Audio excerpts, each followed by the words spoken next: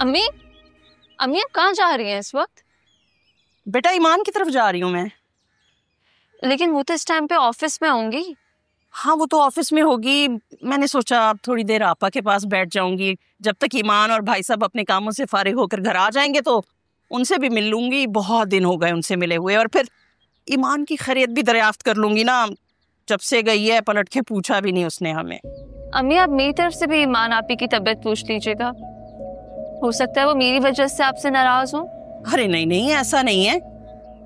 उसने दरअसल बात को गलत तरीके से ले लिया है। मैं उसे समझाऊंगी ना, मेरी प्यारी बेटी है, मेरी बात जरूर मानेगी और नाराजगी भूल जाएगी सारी। जी अम्मी। और सुनो, तुम्हें भी ले जाती, लेकिन तुम्हारे अब्बू आने वाले होंगे, किसी ना किसी को घर में होना जरूरी है ना। उन्हें आते ही खाना दे देना वक्त पे, और फिर उसके बाद चाय जरूर बना के देना। हाँ जी अम्मी, आप बेफिक्र होकर जाइए, मैं दे दूंगी अब्बू को खाना।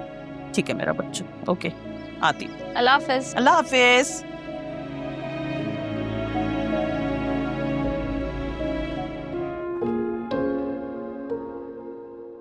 जनाब का मूड आज फिर खराब लग रहा है। हाँ तुम सही कह रहे हो। नहीं मेरा मूड ऑफ नहीं है, बस सर में दर्द हो रहा है। ईमान, तुम आजकल इतना परेशान क्यों रहते हो? शायद परेशानी मेरा मुकद्दर बन गई है। आखिर क्या परेशानी है, तुम बताना पसंद करोगी? नहीं यार, मुझे नहीं बताना किसी को। ईमान, अगर तुम हमें अपनी परेशानी नहीं बताओगी तो हम उसका सोल्यूशन कैसे बताएंगे? अच्छा, तुम दोनों यहाँ मेरी परेशानियों का हल निकालने आते हो? तुम लोग की जिंदगी में और कोई काम नहीं है? भाई मेरा काम तो यही है कि मैं लोगों के काम आऊं। तुम मेरे किसी काम के नहीं हो रहा है।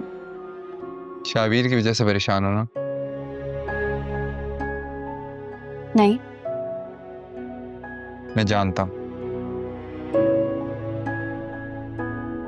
यही बात है ना?